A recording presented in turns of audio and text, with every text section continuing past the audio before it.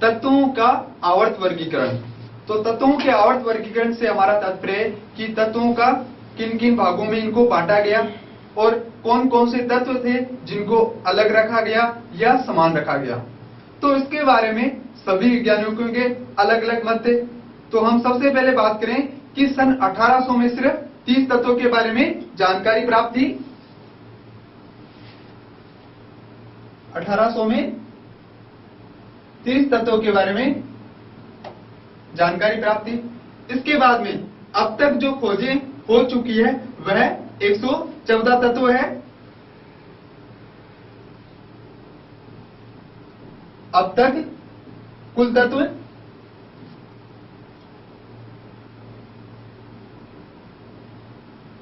114 तत्वों की जानकारी प्राप्त है या खोजे जा चुके हैं। इसके बाद में जो वैज्ञानिक था, अलग अलग वैज्ञानिक थे, उन्होंने अपने अलग अलग मत दिए थे। तो सबसे पहले है डोबे-राइनर का त्रिक नियम। डोबे-राइनर का त्रिक नियम।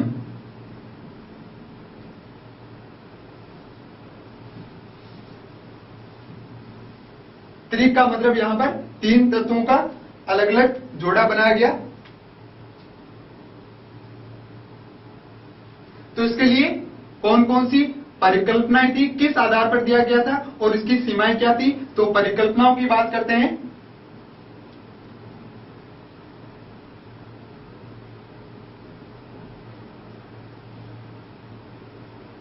परिकल्पनाएं, तो इसके लिए प्रथम परिकल्पना जो दी गई वह इसके परमाणु के बढ़ते क्रम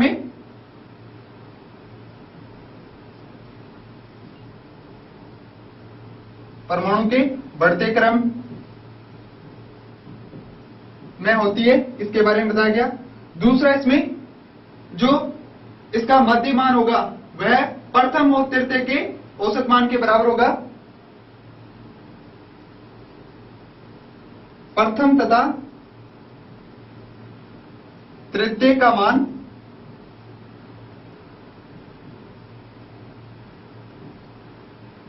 मध्य तत्व के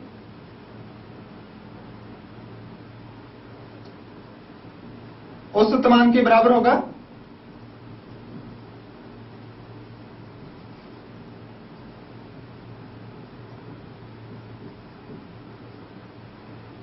ये इसके लिए इसने परिकल्पना दी थी। अब इसके लिए सीमाएं किस प्रकार से निर्धारित की गई।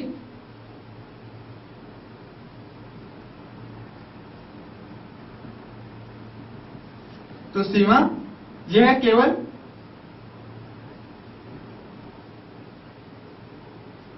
त्रिक तत्वों के समूह को निर्धारित कर पाया।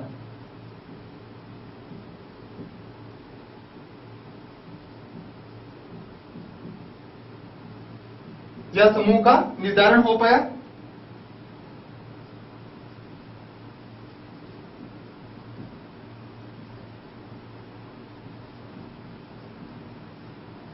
ये इसके लिए एक सीमा थी या इसके लिए लिमिट थी। अब त्रिक समूह कौन कौन से थे उसकी बात कर रहे हैं।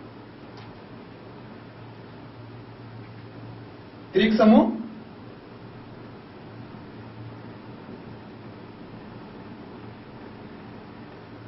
लिथियम, सोडियम और पोटेशियम। एक इसके लिए ये समूह था त्रिक, यहां पर 3 तत्व है। दूसरा है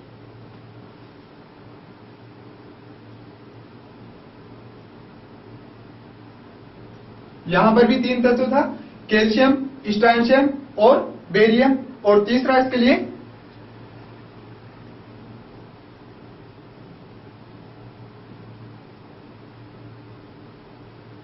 क्लोरीन, ब्रोमीन और आयोडीन। तो जो डोबे-राइनर का त्रिक नियम था वह इन 3 जो तत्व है इनके समूह तक ही निर्धारित हो पाया, उसके बाद ये नहीं बता पाया। तो इसको याद रखने के लिए हम किस प्रकार से तरीका रख सकते हैं। ली ना के लिथियम, सोडियम, पोटेशियम। तो ली ना के इस प्रकार से ये त्रिक समूह हो जाएगा। दूसरा का, सर, बा। कैल्शियम, स्ट्रोंशियम और बेरियम। तीसरा है क्लोरीन, ब्रोमीन, आयोडीन। तो यहां पर इसको हम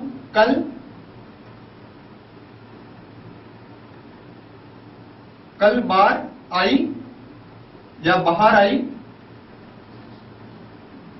कल बाहर आई।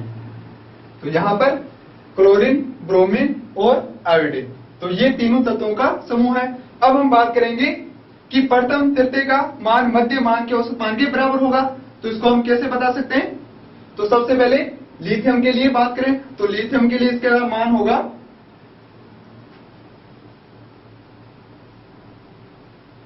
लिथियम के लिए 6.9 मान होगा। इसके लिए 23, और जो पोटेशियम है इसके लिए इसका योग होगा 39.0। ये इसके लिए यूनिट है, एटॉमिक मास यूनिट। ये इनके लिए द्रव्यमान के मान दिए हैं। तो हमें प्रथम और जो तृतीय का वो योग होगा वो द्वितीय के योग के बराबर होगा। तो इसको किस प्रकार से सिद्ध करेंगे? सोडियम का मान बराबर लिथियम प्लस पोटेशियम, इनका औसत मान निकालेंगे तो नीचे 2 आ जाएगा। अब लिथियम का 6.9 प्लस 39, अब इनका दोनों का योग करेंगे तो 45.9 अपॉन 2। तो जो सोडियम का औसत मान, तो सोडियम का जो मान प्राप्त होगा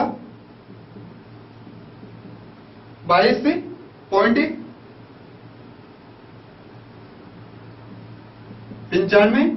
तो इसको हम किस प्रकार से लिख सकते हैं? 23।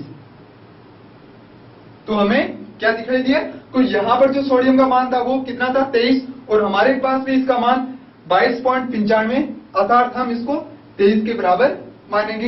ये इसके द्वारा इसने सिद्ध किया था। आगे एक वैज्ञानिक डॉल्टन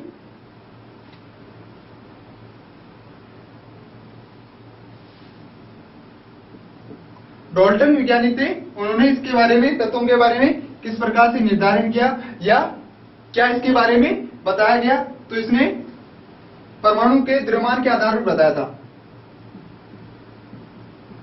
परमाणु के द्रव्यमान के आधार पर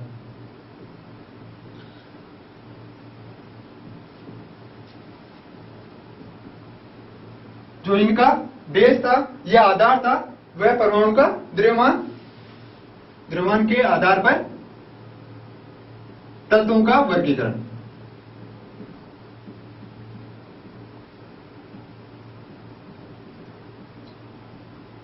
बताया। इसके बाद में एक अन्य साइंटिस्ट आए थे, वैज्ञानिक न्यूलैंड, जिसे न्यूलैंड का अष्टक नियम कहते हैं।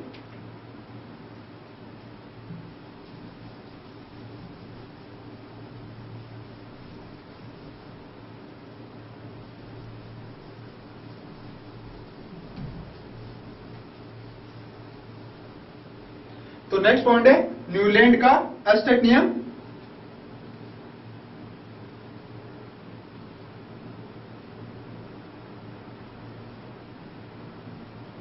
अष्टक नियम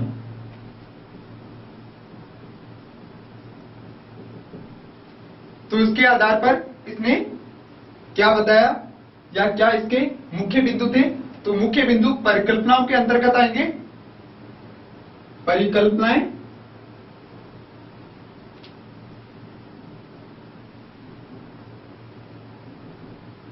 तो इसकी परिकल्पनाएं मुख्यतः इस प्रकार से थी। तो इसने प्रथम परिकल्पना ये बताई कि परमाणु द्रव्यमान आरोही क्रम में होंगे।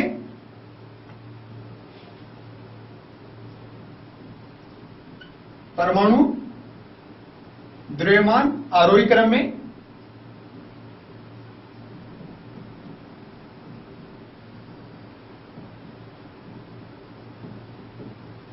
दूसरा, इसके लिए 8वें तत्व के तत्व के गुण धर्म प्रथम तत्व के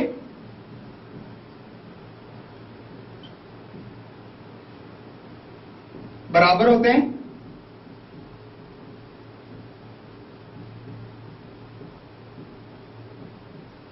अर्थात हम ये कह सकते हैं कि जो आठवें तत्व पर तत्व है उसके जो गुणधर्म होंगे वह प्रथम तत्व के बराबर होंगे या उसकी वापस पुनरावृत्ति होगी। अब इसके लिए सीमाएं किस प्रकार से निर्धारित की गई है?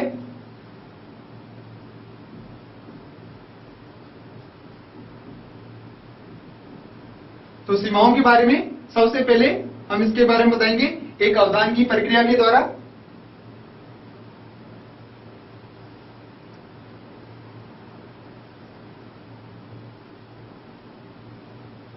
ये एक आयत के रूप में या जिसके 4 बिंदु होंगे उसके रूप में हम बता सकते हैं। अष्टक नियम सीमाएं।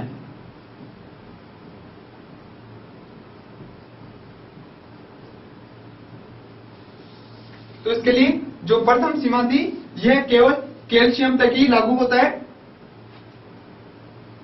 कैल्शियम तत्व तक लागू।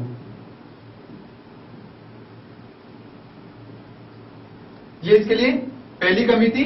दूसरा इसके लिए ये था कि बाद में जो भी तत्व खोजे गए इसके बाद में वह न्यूलैंड के अष्टक की पालना नहीं कर पाए।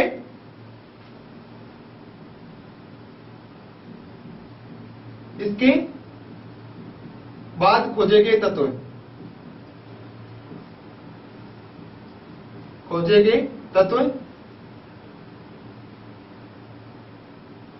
पालना नहीं करते हैं।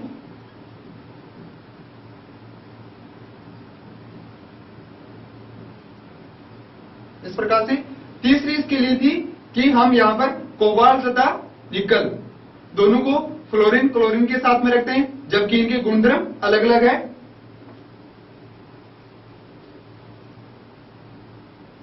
कोबाल्ट तथा निकल को फ्लोरीन क्लोरीन ब्रोमीन के साथ,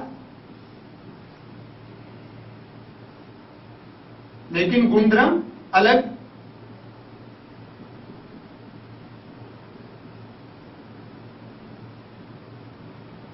तो ये इसके लिए एक सीमा थी या कमी थी कि कोबाल्ट और निकल अलग है लेकिन फिर भी क्लोरीन ब्रोमीन आयोडीन के साथ रखे गए जबकि इनके दोनों के जो लक्षण है वह भिन्न प्रकार के हैं। चौथी इसके लिए कमी है ये केवल हल्के तत्वों के लिए लागू होती है।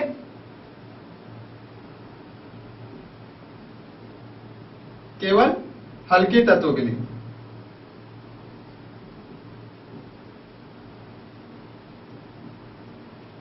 इस प्रकार से न्यूलैंड की जो सीमाएं हैं या कमियां हैं उसका हम अवधान की प्रक्रिया के द्वारा इन बिंदु के रूप में समझ सकते हैं।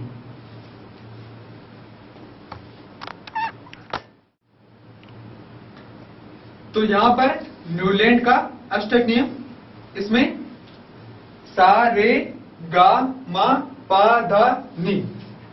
यहां पर एक जो प्रथम तत्व होगा वो 8वें तत्व के बराबर होगा। जैसे हम यहां की बात करें हाइड्रोजन पहले के लिए lithium beryllium boron carbon nitrogen oxygen. तो यहां से शुरू होके ये प्रथम वाले तत्वों के इनके बराबर होगा। अर्थात जो 8वां तत्व होगा वो प्रथम तत्व की वापस पुनरावृत्ति करेगा। तो हमें यहाँ पर क्वेश्चन किस प्रकार से पूछे जा सकते हैं? या तो इस प्रकार से पूछे जा सकते हैं कि सा रे गा मा इनमें जो है उसमें कौन से क्रम में तत्व है।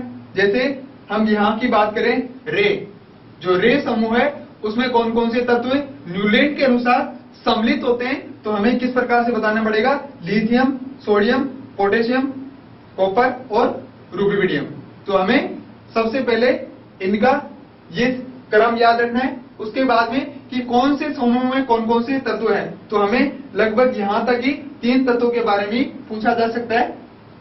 या सा जो समूह है उसमें कौन कौन से तत्व सम्मिलित होते हैं। तो उसमें हाइड्रोजन फ्लोरीन क्लोरीन कोबाल्ट तथा निकल ब्रोमीन। तो इसके लिए सिर्फ ये याद रखना है कि जो सीमाएं हैं उसके अंतर्गत ही इनसे क्वेश्चन पूछे जा सकते हैं।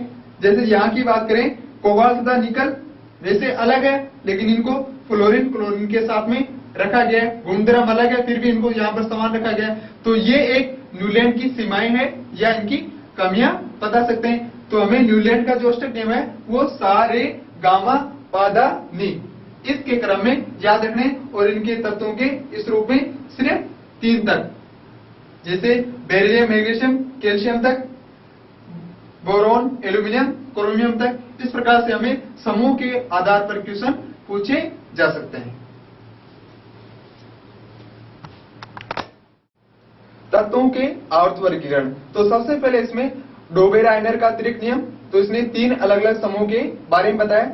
उसके बाद में न्यूलैंड का अष्टक नियम, तो इसका नियम सिर्फ 20 तक लागू हो पाया, अर्थात कैल्शियम तक। उसके बाद में मेंडेलिव वैज्ञानिक आए, तो ये जब अध्ययन कर रहे थे तब तक 63 तत्वों के बारे में जानकारी प्राप्त थी। तो इनके लिए परिकल्पनाएं क्या थी या इनका आधार क्या था? परिकल्पनाएं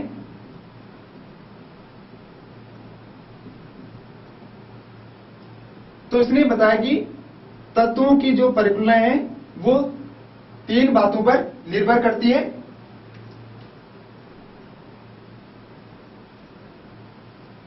इनके गुण, मूल जो गुणधर्म होते हैं उनके आधार पर,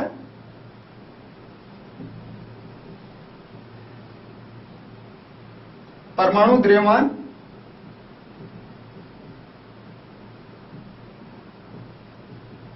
और तीसरा रासायनिक गुणधर्म।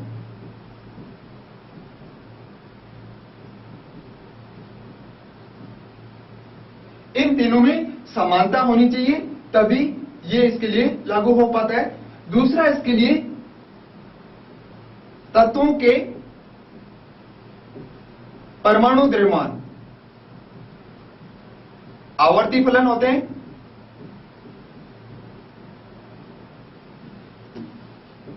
ये इसका मुख्य आधार था।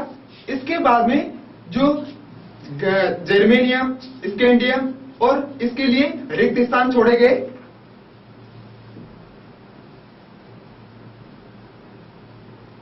स्कैंडियम और जर्मेनियम, इनके लिए रिक्त स्थान छोड़े गए।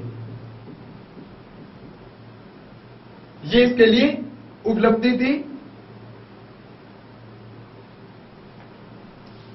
परमाणु द्रव्यमान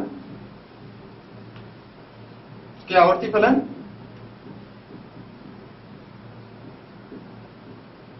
इसके बाद में गैलियम, स्कैंडियम और जर्मेनियम, इन तीनों के लिए रिक्त स्थान छोड़ा गया। ये भी इसके लिए एक परिकल्पना थी। चौथा, इसके लिए गैलियम, स्कैंडियम, जर्मेनियम, इनको परमाणु भारों के त्रुटियों की भविष्यवाणी की गई कि इनमें किस प्रकार से त्रुटियां होगी।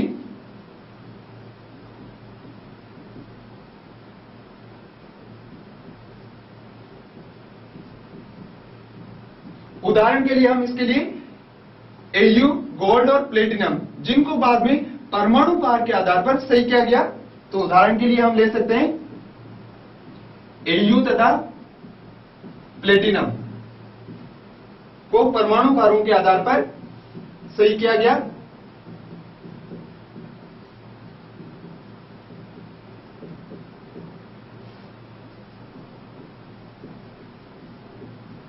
इस प्रकार से तो ये मेंडेलीव की परिकल्पना थी।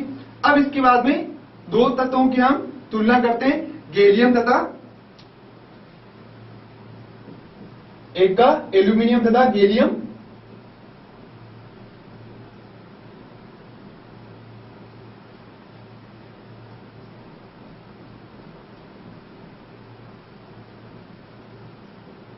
तो इनमें किस प्रकार से समानता होगी, इनके लिए कौन कौन से गुणधर्म होंगे। तो सबसे पहले इनके गुणधर्म,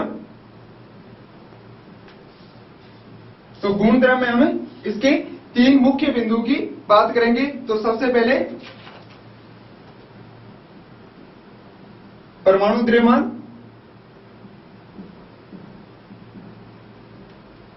यहां पर सबसे पहले एका एल्यूमिनियम के बारे में,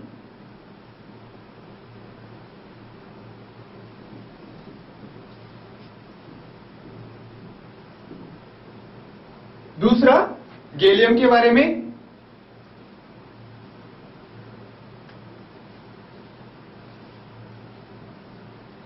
दूसरा हम इसके लिए गैलियम के बारे में करेंगे।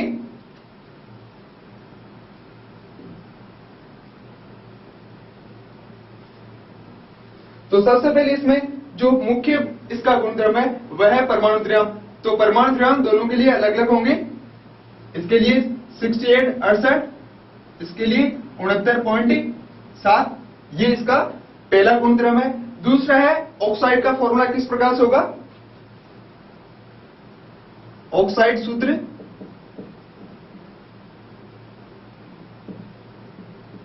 तो ऑक्साइड सूत्र दोनों के लिए किस रूप में होंगे, E2O3 और इसके लिए Ga2O3। तीसरा इसके लिए जो गुणधर्म है वो है क्लोराइड का सूत्र किस प्रकार से होगा,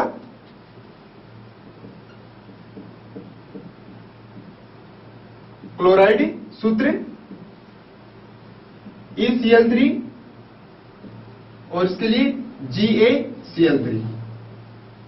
तो ये इसके मुख्य रूप से 3 प्रकार के गुणधर्म है एल्यूमिनियम तथा गैलियम के लिए।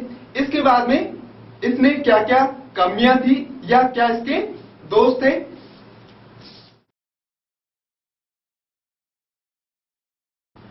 नेक्स्ट पॉइंट है मेंडेलीव के द्वारा क्या क्या कमियां खोजी गई या क्या इसके दोष थे। तो इसके लिए मुख्यतः 8 कमियां थी, इसलिए हमें अवधान की प्रक्रिया के अनुसार ऑक्टोपस के रूप में इसको रिप्रेजेंट किया है, प्रदर्शित किया है। कमियां या इसको दोष कहेंगे। तो सबसे पहले इसका महत्वपूर्ण जो दोष था वह था हाइड्रोजन की स्थिति।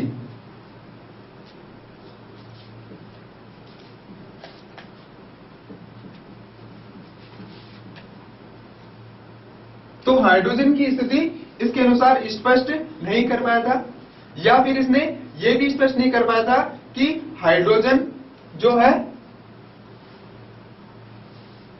हाइड्रोजन, हेलोजन, सल्फर तथा ऑक्सीजन के साथ एक जैसे यौगिक बनाता है।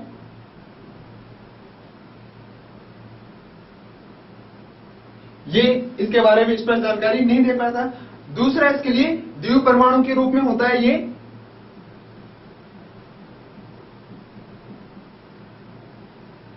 धातु तथा अधातु में,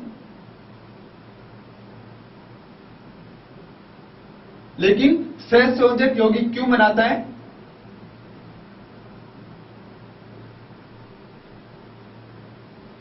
सहसंयोजक यौगिक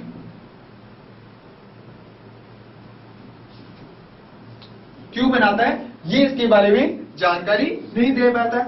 दूसरी इसके लिए जो कमी थी समस्थानिकों की स्थिति।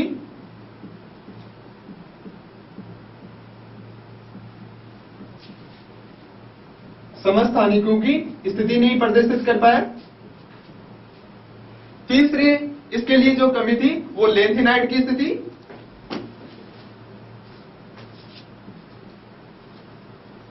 लेंथेनाइड की स्थिति।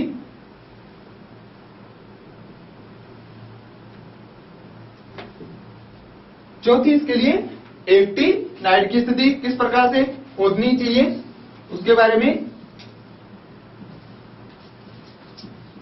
एक्टिनाइड की स्थिति।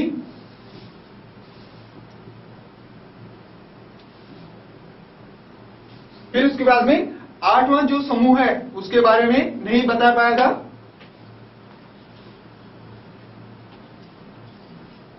8वें समूह के बारे में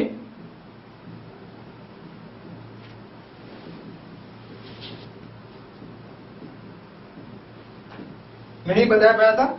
और कुछ तत्व ऐसे थे जो समान गुणधर्म के थे लेकिन उनको अलग अलग रखा गया। समान गुण लेकिन अलग अलग।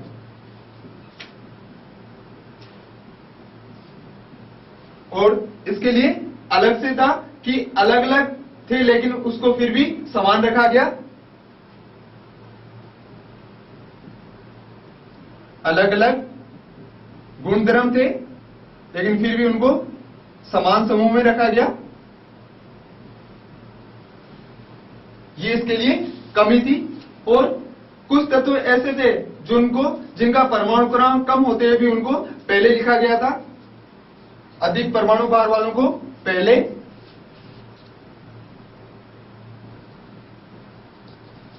अधिक परमाणु भार वाले तत्वों को पहले।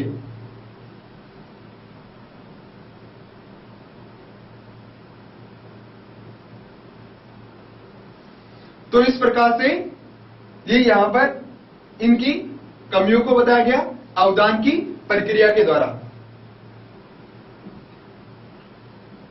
इसको हम अवदान की प्रक्रिया कहेंगे और जिसको हमने एक ऑक्टोपस के रूप में याद किया क्योंकि इसकी जो मुख्यतः कमियां है वह 8 प्रकार की है।